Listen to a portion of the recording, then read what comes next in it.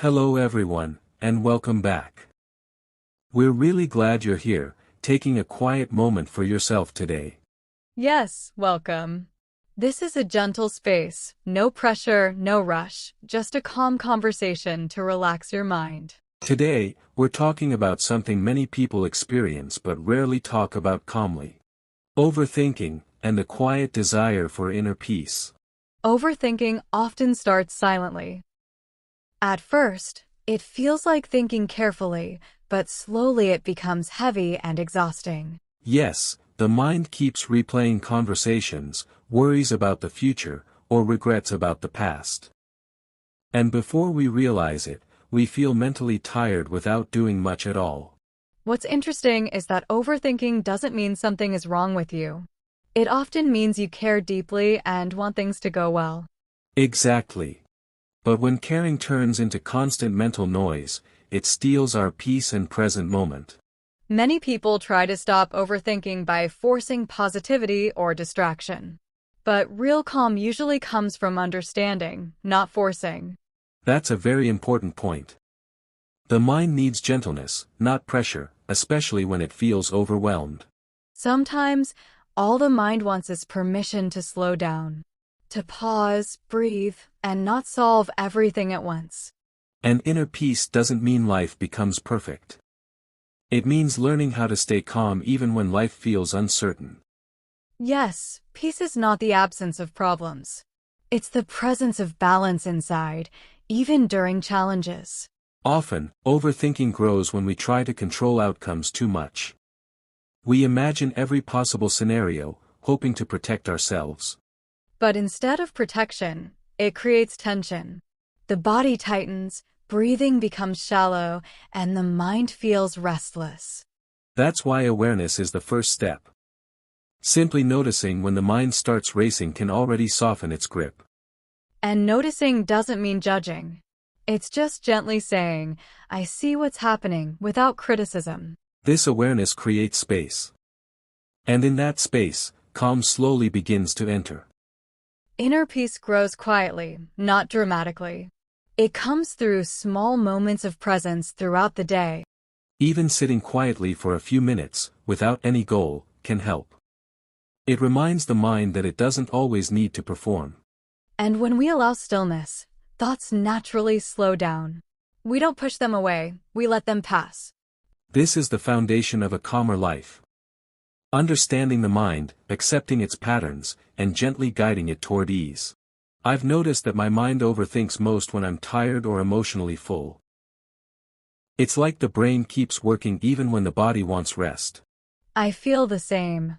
For me, overthinking often comes at night, when everything is quiet and the mind finally has space to speak. Yes, nighttime can be difficult. When there are no distractions, thoughts rise naturally, sometimes all at once. And many of those thoughts are unfinished ones. Things we didn't say, decisions we postponed, or emotions we didn't fully feel during the day. That's true. The mind doesn't like loose ends, so it keeps returning to them, hoping to find clarity. I've also realized that overthinking often comes from fear. Fear of making mistakes, fear of the future, or fear of disappointing others. Exactly. When we care deeply, the mind tries to protect us by thinking through every possibility. But protection can turn into pressure. Instead of feeling safe, we feel mentally exhausted. I've experienced that too. Sometimes I think so much that I feel drained, even without doing anything physically. Yes, mental tiredness can be heavier than physical tiredness. And yet, it's often invisible to others. One thing that helped me was realizing that not every thought needs an answer. Some thoughts just want acknowledgement, not solutions. That realization helped me as well. When I stopped fighting thoughts, they slowly lost their intensity. Another reason the mind overthinks is lack of presence. When we live too much in the future or the past, the present feels unfamiliar. Yes, and the present moment is actually very quiet. Overthinking cannot survive long when we are fully present. I try something simple when my mind races. I bring attention to my breath, or to small sounds around me. I do that too. Even noticing the feeling of the floor under my feet helps ground me. Nature also helps me calm my mind. Walking outside, feeling fresh air, or watching trees move slowly reminds me to slow down. Nature has a very calming rhythm. It doesn't rush, and yet everything gets done. Another thing I learned is to reduce mental input. Too much news, social media, or constant conversations overload the mind. Yes, especially before sleep. I stopped using my phone at night, and my mind feels much softer now. I also started writing down thoughts. When I put them on paper, they don't keep circling in my head. Journaling helps me too. It feels like giving the mind permission to rest. Sometimes, just saying, "I'll think about this tomorrow," helps. It reminds the mind that rest is allowed. That's important, giving yourself permission to pause. Life doesn't need to be solved in one night. Over time, I realized that calm is a practice. It grows slowly through repeated gentle choices. Yes, inner peace isn't forced. It arrives when we stop demanding too much from ourselves. Even now, I still overthink sometimes. But I don't panic about it anymore. Same here. I notice it, breathe, and gently return to the moment. And that's the difference. Awareness turns overthinking into something manageable, not overwhelming. Exactly.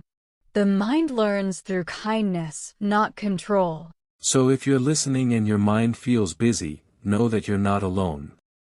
This is a human experience, not a personal failure. And calm is possible. Not all at once, but slowly, naturally, and gently.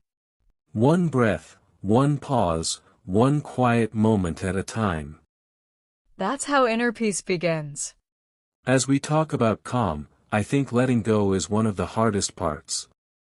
Not because we don't want peace, but because we don't know how to release what we're holding. I agree. For a long time, I didn't even realize how much I was holding inside: emotions, expectations, old memories. Yes, we often carry things silently. Unspoken words, unresolved feelings, and moments we replay again and again. I used to think holding on meant being strong. But over time, I realized it was actually making me tired and heavy. That realization changed things for me too. I noticed that strength isn't about holding everything together, it's about knowing when to loosen your grip. Letting go doesn't mean forgetting or ignoring. It means allowing things to exist without controlling them. Sometimes, I imagine my thoughts like objects in my hands. When I'm overthinking, my hands feel tight and tense. That's a beautiful image. And when you slowly open your hands, there's space again, space to breathe. That space is where calm begins. Emotional healing often starts with acceptance. Accepting that some days are heavy, and that's okay. Yes, healing isn't always peaceful or pretty. Sometimes it's quiet, uncomfortable, and slow. I've learned to sit with my emotions instead of pushing them away. Even sadness feels lighter when it's allowed. I used to distract myself whenever something felt difficult. But the emotions always returned, stronger than before. Same here. Once I started listening to my emotions, they stopped shouting for attention. Letting go also applies to expectations. Expectations of how life should be, or how we should be. That was a big lesson for me. When I released unrealistic expectations, I felt calmer almost immediately. Quiet strength grows from this process. It's not loud or visible, but it's deeply stable. Yes, quiet strength is trusting yourself. Even when things don't go as planned, you know you'll be okay. I notice this strength most during difficult moments. Instead of panic, there's a soft pause before responding. That pause is powerful. It creates choice instead of reaction. Another part of letting go is forgiving yourself. For mistakes, delays, or choices you made when you didn't know better. Self-forgiveness changed my inner world. I stopped carrying guilt as a daily companion. And when we forgive ourselves, we free energy. Energy that can be used for growth, creativity, and calm. Emotional healing doesn't mean you'll never feel pain again. It means pain won't control your life.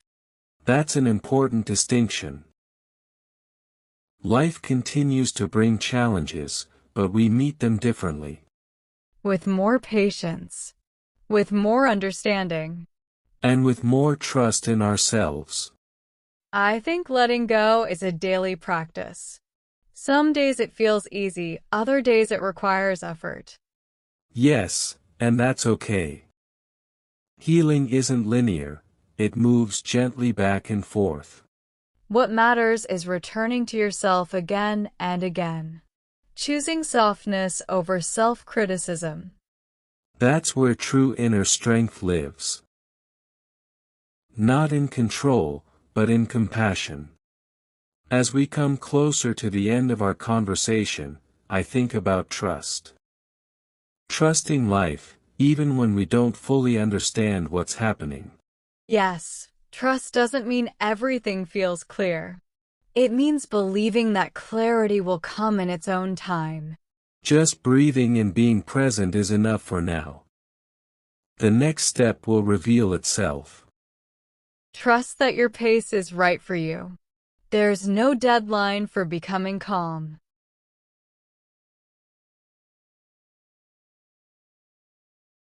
And remember, overthinking doesn't mean you're weak. It means you care deeply. And caring, when balanced with self-kindness, becomes wisdom.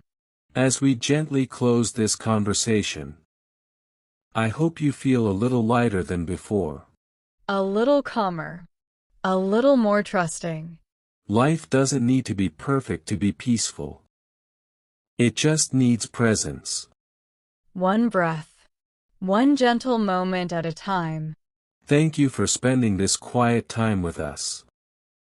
For listening, reflecting, and simply being here. Take this calm with you into your day or night. And be kind to yourself always.